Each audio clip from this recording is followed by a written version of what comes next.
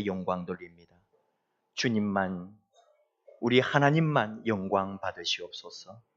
부름받아 섬기는 사랑하는 성도들, 하나님 앞에 온전히 헌신하며 찬양하며 하나님의 부름받은 그대로 사명대로 믿음으로 함께 나아갑니다. 주님의 귀한 일들 함께 감당하며 아름다운 역사를 함께 만들어가는 귀한 성도들 다 되게 하여 주시옵소서. 우리의 찬양, 우리의 헌신을 받아 주시옵소서. 말씀 듣기 원합니다. 말씀하여 주옵소서. 예수님의 이름으로 기도하옵나이다. 아멘. 미움이 문제입니다. 미운 사람은 1초도 함께 하고 싶지 않은 게 우리 마음이죠.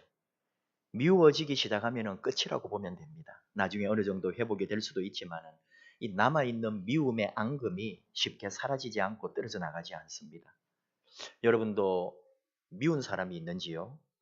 얄미운 사람은 그래도 어떤 때는 또 얄밉다고 하는 말 속에 어떤 때는 귀엽고 사랑스럽다는 것도 있거든요. 항상 미운 게 아니라 어떤 때는 예뻐 보이기도 해요.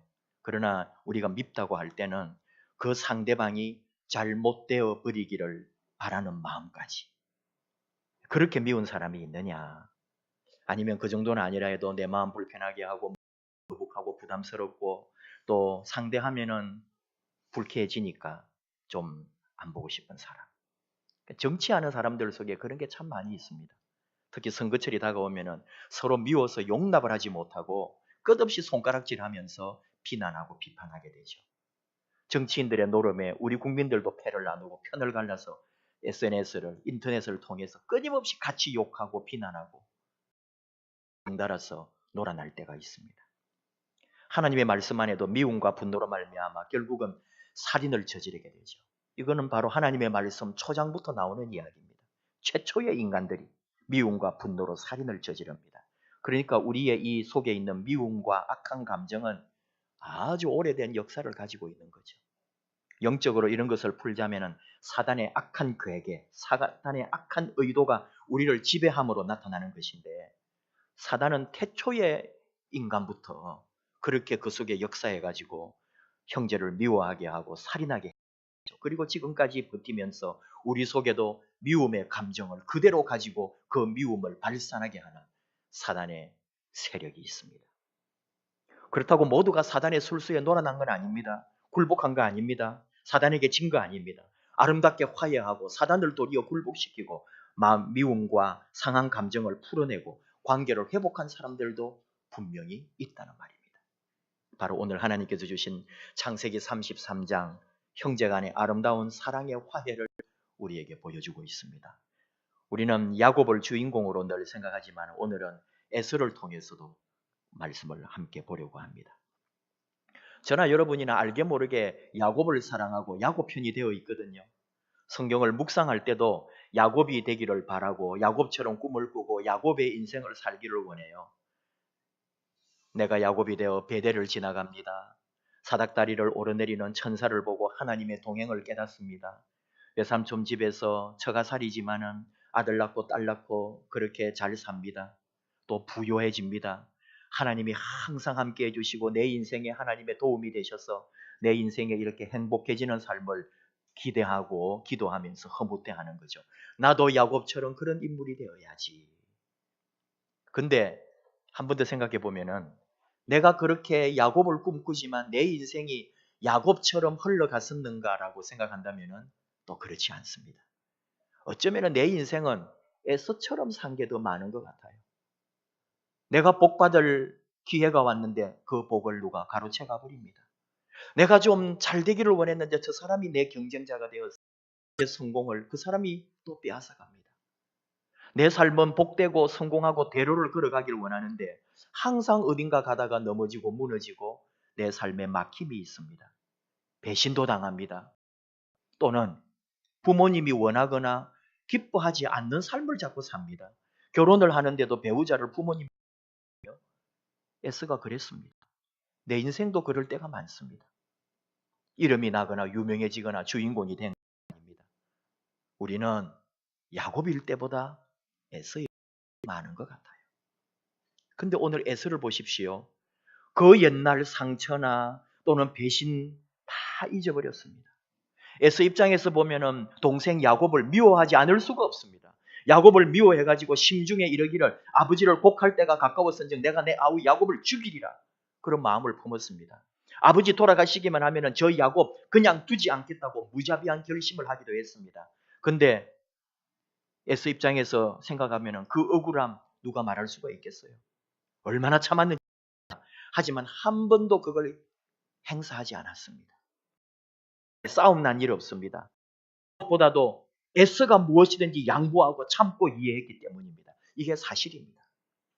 에서는 형으로서 많은 것을 말없이 견디고 있었습니다. 만약에 동생을 외삼촌 집으로 보낼 때 들판에 나가서 복수하면 어떻게 됐겠어요? 그러나 에서는 그렇게 하지 않았습니다.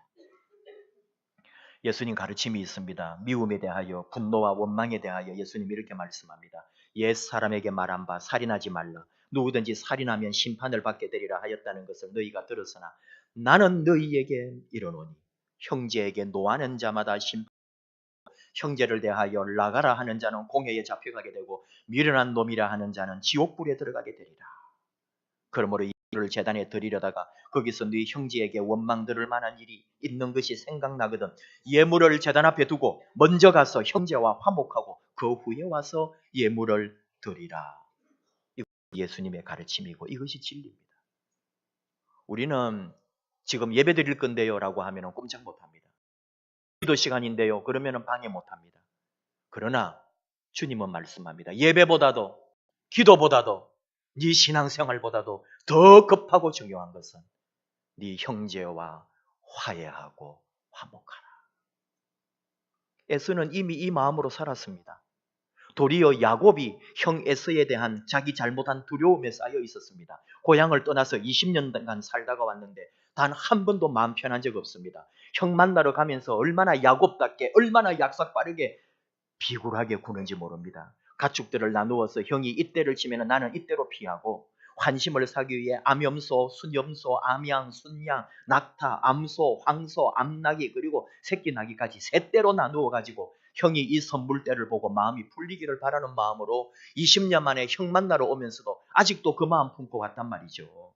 근데 정작 형은 과거를 다 잊어버리고 맞이하러 나오고 있는데요. 이미 앞에서 보았던 선물 때문에 마음이 풀어진 게 아닙니다.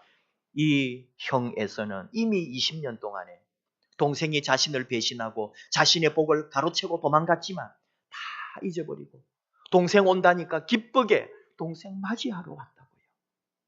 오늘 야곱이 10절 말씀에 형을 만나면서 하는 말이 내가 형님의 얼굴을 배운 적 하나님의 얼굴을 본 것 같사오며 형님도 나를 기뻐하심이니이다 하는 이것은 야곱의 진실한 고백입니다. 그리고 실제 상황입니다. 물론 에서를 옹호하고 에서가 잘했다는 얘기가 아닙니다. 에서는 에돔의 조상입니다. 에서의 후손이 에돔인들이에요. 에돔은 이스라엘하고 얼마나 많이 불편한 관계, 늘 싸웁니다. 형제 나라인데 형제 부족인데도 이 이스라엘하고 그렇게 안 되는 거예요. 안 맞아지는 거예요. 뭐 아버지부터 그랬으니까 나누어졌으니까. 나중에 오바댜 선지자를 통해 바벨론이 예루살렘을 정복했을 때 에돔이 바벨론을 도왔거든요. 오바댜 선지자가 맹렬하게 비판합니다. 에돔 족속을 향하여. 신구약 중간사라고 하는데 구약과 신약 사이에 공백이 있죠. 그때 이스라엘 역사에서 유대인들이 에돔인들을 강제로 유대교 개종을 시킵니다. 그래서 에돔 족속도 유대를 싫어하고 유대는 유대대로 에돔을 또 끝까지 싫어하고 더 핵심은 헤롯이 에돔 족속이거든요. 로마가 얼마나 지능적입니까? 제국을 다스리는 이 사람들이 보통 사람들이 아닙니다. 유다 가문도 아니고 이스라엘 정통 혈통도 아닌 완전히 나갑 있는 에돔 족속 중에 이스라엘의 왕을 딱 세우는 거. 이게 로마의 꼭두각시 왕.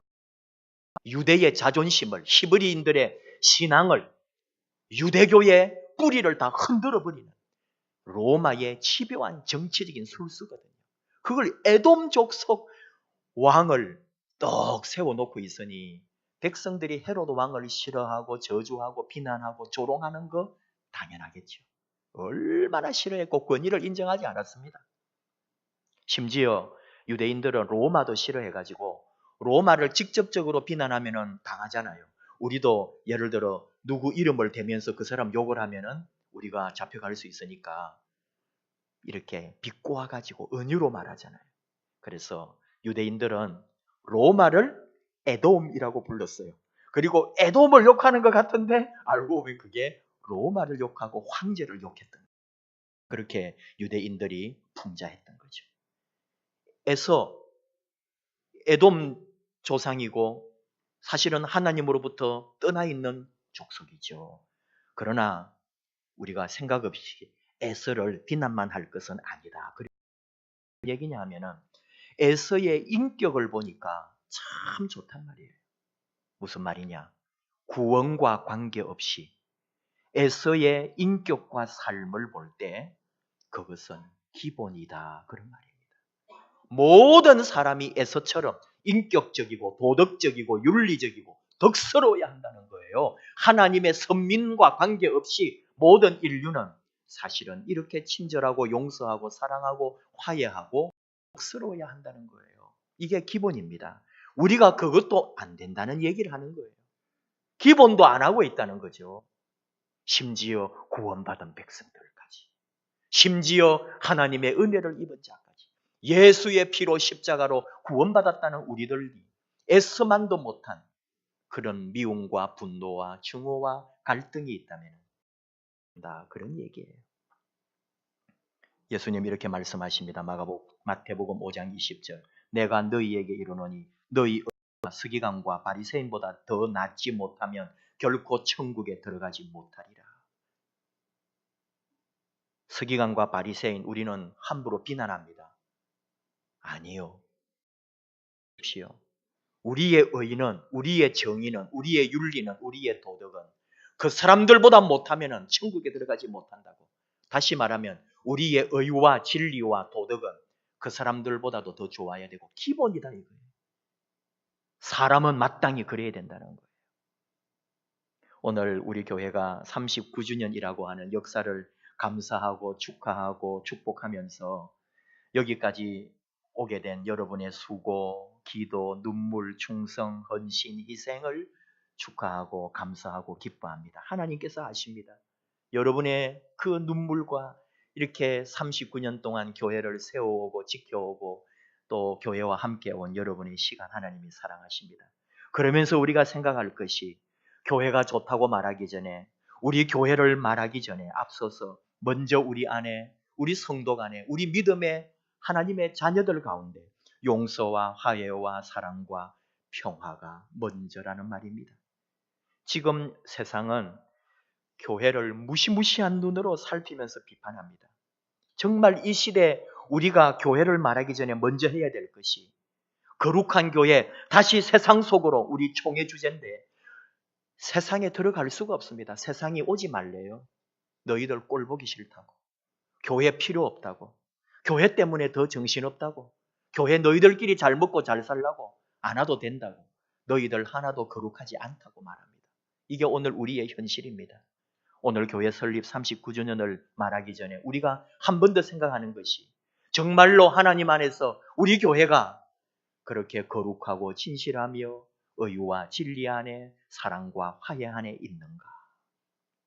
우리 대한예수교 장로의 통합, 우리 교회가 속해 있는 통합이 전국 우리나라 교회 가운데 가장 모범적인 교회로 알려져 있습니다. 여러분이 혹 배경이 침례교든 성결교든 감리교든 또는 우리 대한예수교 장로회 안에도 통합, 합동, 합신, 정통 많은 또 교파가 있는데 어느 곳에 있다 할지라도 여러분 들어보셨는지 모르겠어요. 대한예수교 장로의 통합적인 우리 교단이 우리나라 교회 가운데 가장 모범적이고 가장 하나님의 뜻을 따라간다고 다 인정해 준 교단입니다. 지나치게 보수적이지도 않으면서 지나치게 진보적이지도 않고 아주 정도를 걸으면서 모든 교단을 다 아우르는, 그래서 우리 통합에게 가서 물어보라고 할 정도로, 우리 통합이 결정하는 대로 한국 교회가 따라올 정도로, 그리고 여러분이 혹시 교회 모임이나 회의하러 종로 5가의 100주년 기념관이라고, 한국교회 100주년 기념관에 우리 교단 겁니다, 이게. 근데 전국 교회가 모임을 할 때 어느 교단이라도 거기서 모임을 하고 그만큼 우리 교단이 대표예요. 그런데 지금 그 위상을 잃어버렸다 이거예요. 지금 우리 한국 교회의 통합이 무너졌다고 모든 교회들이 한탄을 합니다. 그게 왜인지 알아요? 명성교회 사태 때문입니다. 그렇게 이름난 명성교회가 바로 우리 교단이거든요. 아버지가 아들에게 목회를 세습했다고 하는 이 수치가 우리 한국교회의 민낯, 부끄러워서 고개를 들지 못하는 그런 꼴이 됐다고 온 교회가 통탄하고 있는 거예요. 그러니 우리 통합이 지금 고개를 못 드는 거예요. 여러분, 이게 교회의 위기 아닙니까? 교회 필요 없다는 거예요. 세상은 지금 교회를 원하지 않습니다. 교회 다닌다고 하는 게 도로 부끄러운 일입니다. 아무도 인정해 주지 않습니다. 그러므로 오늘 우리의 과제가 뭐예요? 우리가 교회 39주년을 말할 때 교회를 말하기 전에 우리가 안에서 하나님의 거룩하신 같이 너희도 거룩하라. 그리고 오늘 우리가 이렇게 하나님의 선민에서 떨어져 나간 에서조차도 행했던 사랑과 화해와 사랑과 그 넓은 아량과 믿음, 형제를 품어주는 그 사랑, 이것이 우리에게 선행되지 않으면 우리는 아직 출발도 못한 거다 이거죠. 지금 한국 교회 위기, 세상에 빛된 삶을 보여주지 못했기 때문에 손가락질에 비아냥대는 소리가 들려옵니다.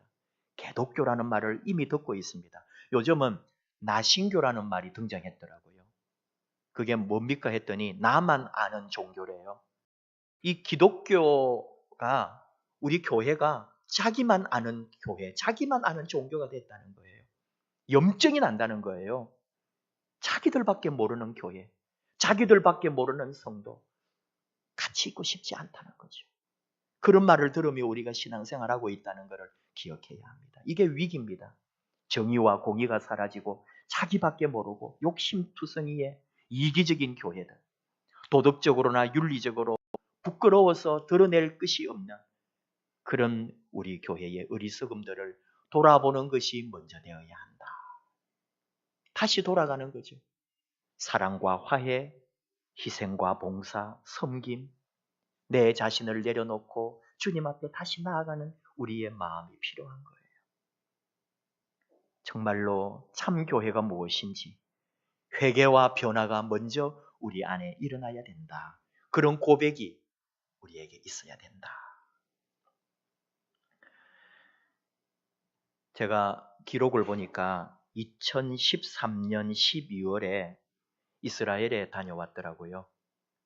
두 번째로 간 건데, 다녀온 후에 제가 그 당시에 공부하고 있었던 예수영성대학에서 우리 영성대학이 만들어내는 조그만 책자에 이스라엘 다녀온 소감문을 제가 대표로 적어달라 그래서 4개월 만에 기억을 되살려 성지순례 소감문을 적어준 적이 있습니다. 이번에 제가 터키 그리스 사도 바울의 여행지 선교지를 탐방하게 되면서 그때 생각이나 그때 그걸 좀 제가 찾아보려고 책을 찾아서 제가 그때 쓴 원고를 한번 읽어보았습니다.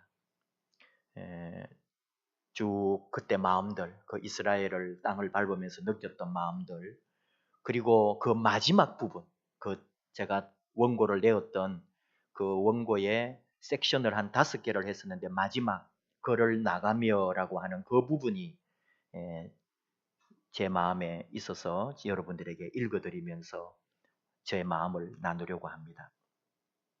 4월 16일 원고를 쓰고 있던 시간에 대한민국의 침몰이라 할 수 있는 인도 앞바다 세월호 침몰 참사가 발생했다.